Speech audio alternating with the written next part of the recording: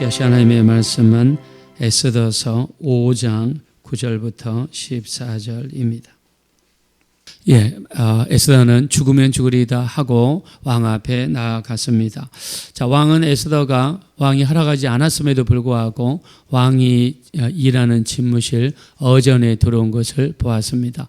왕이 금, 규, 지봉을 내밀지 않으면 에스더는 죽을 수밖에 없습니다.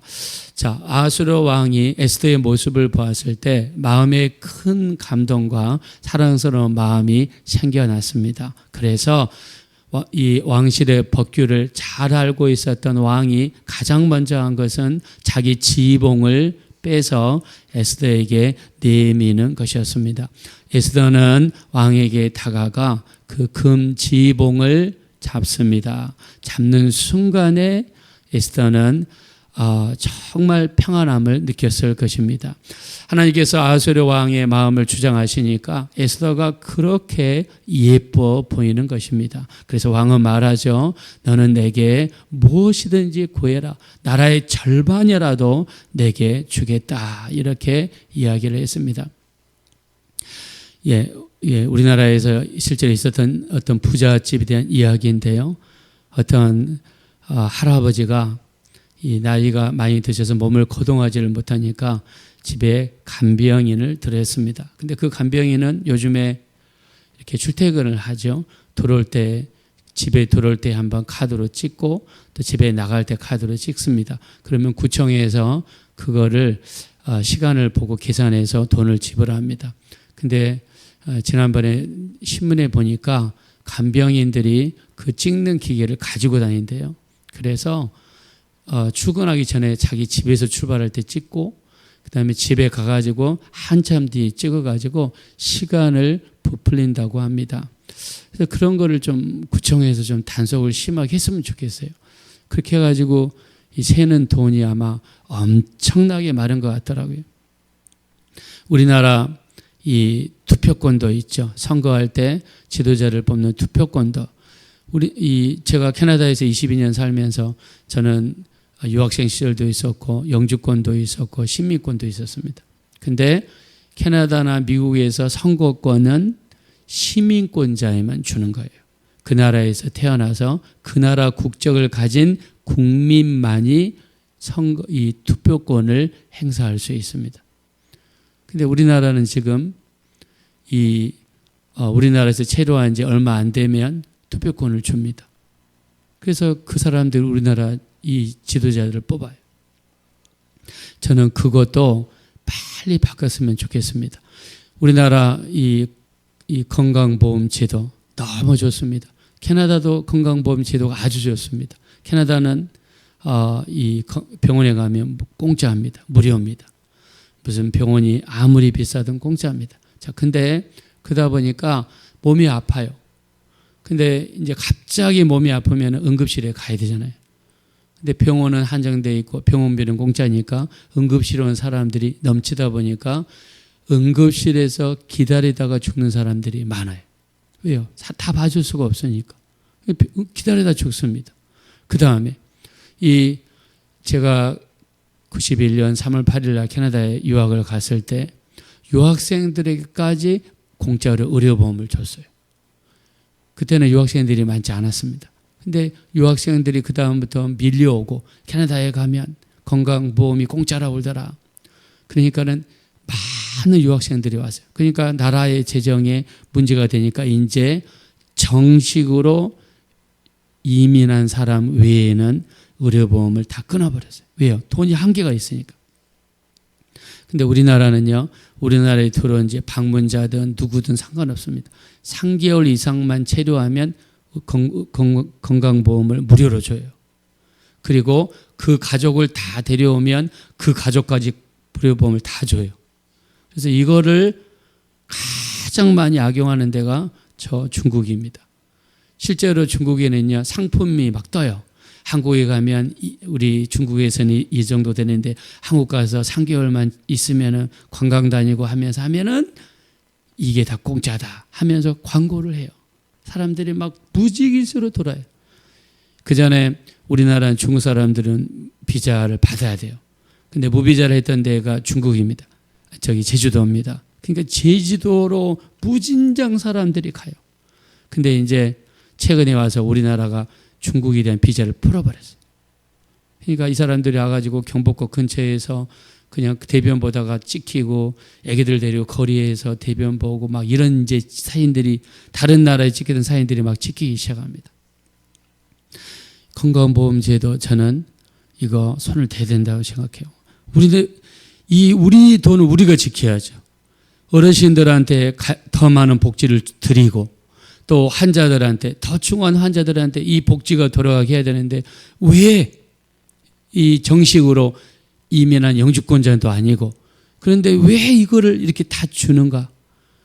제가 너무 이 마음이 저도 힘들어가지고 한번 이 나라의 신문고 같은 데다가 글을 쓴 적도 있어요. 우리 재정이 세면 안 되지 않습니까? 이 투표권도 우리나라 국민이 우리나라 지도자를 뽑아야지 우리나라에 들어온 지 얼마 안 되는 사람들한테 올해 체류했다 그 사람들한테 줘요. 그게 말이 됩니까? 다른 나라는 그렇게 안 하는데요. 다른 나라는 절대 그렇게 안 하는데요. 이게 문제가 있다는 이야기죠. 자, 그래서 우리 그 에스더가 이제 왕의 마음을 주장해 주셔서 에스더가 이제 왕한테 이렇게 이야기하죠.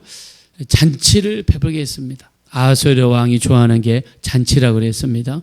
자, 우리가 앞에 이 에스더서 1장 4절, 5절, 6절에 이 아하수에로 왕은 자기 나라 위대함을 자랑하기 위해서 무려 이 페르시아 전 제국에 있는 모든 지휘관들을 불러가지고 잔치를 6개월 동안 한 사람이고 또 그것도 모자라서 백성들을 위해서 일주일 동안 한 사람이죠.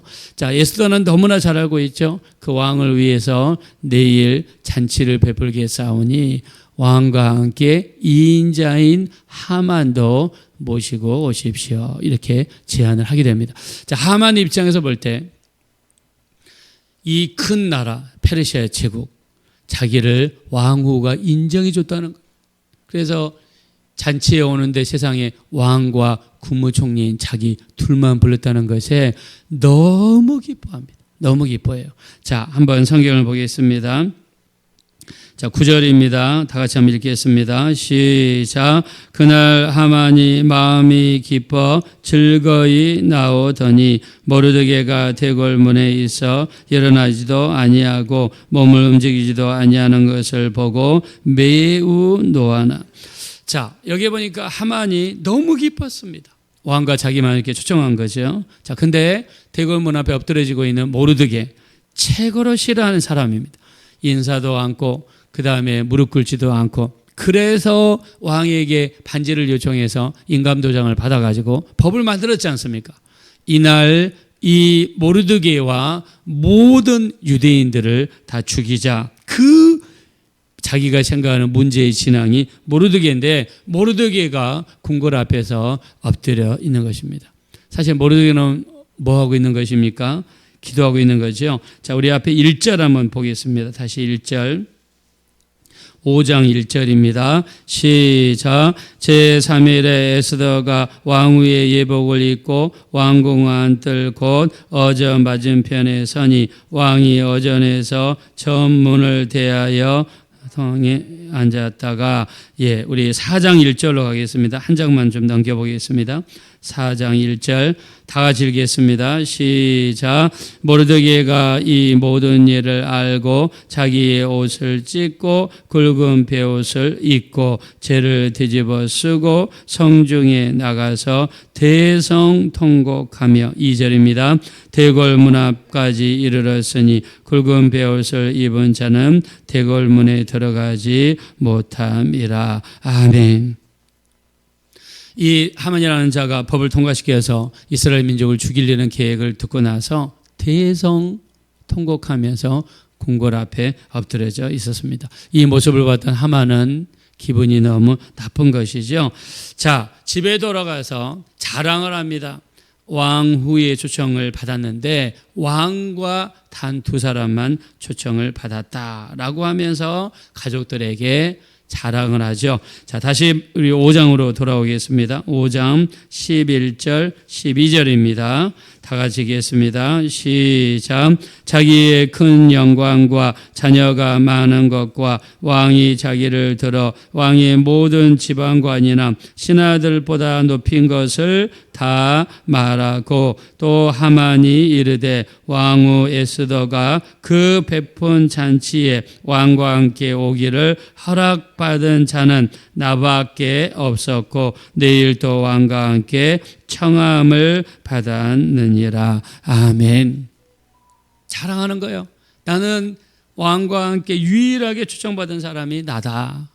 그리고 기분이 너무 좋은 거예요. 이 큰 제국, 동쪽으로는 인도, 남쪽으로는 이집트, 에티오피아, 북쪽으로는 터키, 서쪽으로는 그리스 동쪽에 이르기까지 모든 중동 지방, 아시아, 아프리카, 유럽까지 자기의 제국, 그 큰 제국의 이인자라는 것을 자랑했습니다. 얼마나 기분이 좋겠습니까? 그러면서 나오는데 모르드게가 궁궐 앞에 있어서 너무 기분이 나쁘다. 이야기를 또 합니다. 13절 한번 보겠습니다. 시작. 그러나 유다 사람 모르드게가 대궐문에 앉은 것을 보는 동안에는 이 모든 일이 만족하지 아니하도다 하니. 네, 하마니 나는 이 모르드게가 너무 싫다. 왜 이 궁궐 앞에 맨날 앉아가지고 내 눈에 띄느냐. 눈에 가시다. 너무 싫다. 이렇게 자기 마음을 토로하죠. 그랬더니 옆에 듣고 있던 친구들, 자, 이 지체가 높은 사람들 항상 근처에는 아청꾼들이 많죠. 한 자리 떨어지는 콩고물 얻어먹으려고. 자, 이 친구들과 자기 아내가 이렇게 조언을 합니다. 14절 한번 볼까요? 시작. 그의 아내 세레스와 모든 친구들이 이르되 높이가 50규빗 되는 나무를 세우고 내일 왕에게 모르드게를 그 나무에 매달기를 구하고 왕과 함께 즐거이 잔치에 가소서 하니 하만이 그 말을 좋게 여기고 명령하여 나무를 세우니라. 아멘. 자기 아내 세레스가, 자기 아내도 이 운명 공동체니까 옆에서 조언을 합니다. 그렇다면 이 집에다가 나무 하나를 크게 세웁시다. 50규빗, 1규빗이 계산하기 쉽게 50cm라고 그러면 25m나 되는 나무를 한번 세웁시다. 그래서 거기다 매달아 가지고 그냥 목말라 죽입시다. 이렇게 했겠지요. 50규빗 되는 나무를 탑시다. 그 말을 듣고 하만이라는 자가 너무 기뻐하고 그렇게 명령을 내렸습니다. 근데 역사는 아이러니다. 자기가 모르드게를 달려고 세웠던 그 나무에 자기가 나중에 달려버리고 말았습니다. 그 나무에 자기가 죽은 거예요. 자기가 죽으려고 자기가 그 나무를 세운 거예요. 무서운 일이죠. 여러분, 이 우리야라고 하는 장군도, 바세바의 남편 우리야, 다윗 왕이 편지를 줍니다. 이 편지를 가지고 이 전쟁터에 있는 요압 장군에게 전해라. 근데 그 편지는 무슨 편지입니까? 전쟁이 가장 치열한 곳에 우리야를 배치해라. 그리고 살짝 아군은 후퇴해라. 그리고 우리야가 적들에 둘러싸여서 죽게 하라는 그 편지, 자기를 죽이는 사형 선고 내리는 편지. 근데 그 편지가 무슨 내용인지도 모르고 왕이 전쟁터에서 불러서 자기에게 술상을 줬다는 것 하나에 만족하고 전쟁터에 나가서 편지를 주고, 편지를 읽은 요압은 이 우리야를 가장 최전방에 배치를 하고 전쟁이 가장 치열할 때 후퇴해서 우리야가 전쟁에서 죽게 만들었어요. 여러분, 우리는 아무도 내일 일을 알지 못합니다. 아무도 내일 일을 알지 못합니다. 요즘에 우리나라에서 주식을 부양시키기 위해서 막 주식시장에 있다가 많은 돈이 들어가니까 주식이 팍 갑자기 올라갔다가 요즘에 갑자기 요동치면서 떨어집니다. 주식은 아무도 몰라요. 미국도요, 이 대공황이 일어나기 전날 주식이 폭락했어요. 그리고 나서 그게 온 나라의 경제 침체로 이어졌습니다. 우리는 내일 일은 아무도 알 수 없습니다. 누구만이 아십니까? 하나님만이 아시는 거예요. 근데 내일 일을 모른다고 그래서 우리가 지나치게 염려하고 근심하면 됩니까? 근심하면 안 됩니다. 우리 주님도 말씀하시죠. 우리 너희는 무엇을 먹을까 무엇을 마실까 무엇을 입을까 염려하지 말라. 이는 다 이방인들이 구하는 것이라. 너희 하늘 아버지께서는 이 모든 것이 너희에게 있어야 할 줄을 아시느니라. 너희는 먼저 그의 나라와 그의 의를 구하라. 그리하면 이 모든 것을 너희에게 더하시리라. 내일 일은 내일이 염려할 것이요 한날 괴로움은 그날에 족하니라. 할렐루야. 내일 일은 내일이 염려. 여러분 내일이 내일 일 염려하는 걸 봤습니까? 주님이 하신 말씀의 의도는 내일을 위해서 염려하는 것은 하나도 부질없는 짓이고 쓸데없는 일이고 해서는 안 된다는 거죠. 베드로전서 5장 7절 너희 염려를 주께 맡겨버려라. 그가 너희를 돌보심이라 말씀하셨습니다. 우리에게 염려, 근심, 걱정이 있으면 기도로서 주님께 맡겨야 될 줄로 믿습니다. 내일 일은 아무도 몰라. 그래 맡겨야 돼. 성경에서 계속해서 맡기라고 이야기합니다. 왜요? 내일 무슨 일이 벌일지 모르니까. 오늘 하루 동안 무슨 일이 벌일지 모릅니까? 그것 때문에 염려할 필요가 없고 성경에서는 끊임없이 맡기라고 합니다. 대구에서 기도 많이 하시던 현신의 권사님. 어디 갔다가 기도해 주는데 병이 낫기 시작합니다. 현신의 권사님 하나님께서 신유의 은사를 주셔서 가는 곳마다 수많은 병든 자들이 나왔어요. 그래서 서울에 있는 사람들이 대구에 있는 현신의 권사님을 서울로 끌어올렸습니다. 그래서 서대문에다가 이 집회 장소를 잡고 거기에서 집회를 하는데 수많은 사람들이 병고침 받고 사람들이 편하다. 이 소문이 일본에까지 퍼져가지고 일본에서 초청이 왔습니다. 그래서 사역 초기에 물질이 많이 없으니까 비행기는 못 타고 배를 타고 가려고 부산에 가서 배를 타고 이제 일본에 가서 집회를 인도하려고 하는데 숫자를 보니까는 자기가 마지막이요. 배에는 정원이 있으니까 자기가 마지막 티켓, 이 마지막으로 산 거예요. 이제 마지막 배를 타기 위해서 배에 들어가려고 하는데 갑자기 저 뒤에서 어떤 남자가 오더니 내가 큰 일이 생겼다고 미안합니다. 죄송합니다 하면서 현신의 권사를 밀어버리고 그 사람이 배에 들어갔어요. 그래서 배를 못 탔어요. 그래서 다음 배를 타고 갔는데 나중에 배를 타고 일본 가서 알아보니까 그 자기가 타려고 했던 배가 중간에 가다가 일본 근처에 가가지고 뒤집어가지고 많은 사람이 죽었다는 거예요. 그래서 그때 감사했답니다. 물론 돌아가신 분에 대해서 안타깝지만 감사했어요. 우리가 앞으로 일어날 일 아무도 알지 못합니다. 우리는 기도로 맡겨야 됩니다. 제가 계속해서 여러분들에게 말씀드렸던 말씀, 우리가 맡겨야 될 거 4가지입니다. 시편 37편 5절 내 길을 여호와께 맡겨라. 그를 의지하면 그가 이루시고 길을 맡겨야 됩니다. 두 번째 우리 짐을 맡겨야 됩니다. 시편 55편 22절 내 짐을 여호와께 맡겨라. 그가 너를 붙드시고 의인의 요동함을 허락지 아니하시리로다. 할렐루야. 짐을 맡겨야 됩니다. 세 번째 우리 행사를 하나님께 맡겨야 됩니다. 잠언서 16장 3절 내 모든 행사를 여호와께 맡겨라. 그러면 너의 경외하는 것이 이루어지리라.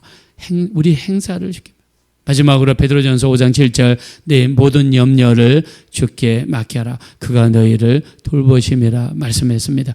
우리는 무슨 일이 벌어질지 아무도 모릅니다. 우리 자녀들에게 무슨 일이 벌어질지 아무도 모릅니다. 맡겨야 됩니다. 내일을 알지 못하기 때문에. 마지막 때 가장 예측할 수 없는 내일 일이 한 가지가 있어요. 가장 두렵고 무섭고 우리에게 가장 귀한 것 한 가지가 있습니다. 그거는 바로 예수님이 오시는 겁니다. 예수님이 언제 오실지 아무도 몰라요. 우리 주님 말씀하셨습니다. 마태복음 24장 36절 그날과 그때는 아무도 모르고 하늘의 천사도 아들도 모르고 오직 아버지만 아시니라. 노아의 때와 같이 인자의 임함도 그와 같으리라. 노아가 방주에 들어가던 날까지 사람들이 먹고 마시고 시집가고 장구가고 있으면서 홍수가 나서 그들을 멸하기까지 그들이 깨닫지 못하였으니 인자의 임함도 그와 같으리라. 그러므로 깨어있으라. 어느 때에 주인이 임하는지 너희가 알지 못함이라. 이러므로 너희도 준비하고 있으라. 생각지 않은 날 너희 주 인자가 오시리라. 생각지 않은 날, 알지 못하는 시각에 주님이 오시겠다고 말씀했습니다. 주님은 분명히 말씀했습니다. 이러므로 너희는 준비하고 있으라. 생각지 않은 날 인자가 임하리라 말씀했습니다. 우리는 그날을 모릅니다. 오늘이 될지 아니면 1시간 뒤가 될지 내일이 될지 10년이 될지 아무도 모릅니다. 내일 일을 알지 못하기 때문에 우리가 지금 해야 될 것은 끼어 있어야 되고 준비해야 됩니다. 자, 여러분들한테 말씀드렸습니다. 우리가 준비해야 될 것 중에 하나가 세마포 옷이다. 세마포 옷은 성도의 옳은 행실이다. 성도의 옳은 행실은 이 땅에서 거룩하게 사는 것입니다. 주님 오실 그날을 기도로 신앙생활로 준비할 수 있는 우리 모두가 되어지시기를 예수님의 이름으로 축원합니다. 이 시간 기도하실 때 정말 이 마지막 때에 깨어있게 도와주십시오. 준비하게 도와주십시오. 생각지 않은 날 알지 못하는 시각에 주님이 오신다고 했습니다. 또 우리는 내일 일을 알지 못합니다. 하만이라는 사람은 내일 일을 알지 못했습니다. 자기가 세운 이 높은 장대에 자기가 매달릴 줄 알았다면 어떻게 나무를 세울 수 있었겠습니까? 몰랐습니다. 우리는 내일 일을 알지 못합니다. 맡겨야 됩니다. 우리의 길을 주님의 손에 맡깁니다. 우리의 짐을 주님의 손에 맡깁니다. 우리 모든 행사를 주님의 손에 맡깁니다. 우리 염려를 주님의 손에 맡깁니다. 주님께서 우리보다 먼저 앞서가시며 인도하시며 하나님께서 구름 기둥과 불 기둥으로 인도하셨던 것처럼 우리의 내일을 하나님의 성령으로 인도하여 주시옵소서. 우리 합심으로 간절히 기도하겠습니다. 허락하시고 자비로우신 하나님 진심으로 감사합니다. 우리는 내일 일을 알지 못합니다. 우리는 하루하루 삽니다. 우리 염려, 근심, 걱정, 슬픈 일이 있어도 주님만 바라보며 하루하루 삽니다. 내일 일을 우리 모릅니다. 우리 그러므로 우리 주님께 기도합니다. 주님께 맡깁니다. 주님의 손에 우리의 길을 맡깁니다. 우리의 짐과 우리의 행사와 우리의 모든 염려를 주님의 손에 맡깁니다. 주께서 우리 주인이 되시고 주께서 우리보다 먼저 앞서가시며 우리를 위하여 진실 곳을 찾으시고 우리를 위해서 예비하시는 주님을 진심으로 찬양합니다. 우리 주님, 무엇보다 주님이 언제 오실지 우리는 정말 알지 못합니다. 주께서 역사하시고 도와주십시오.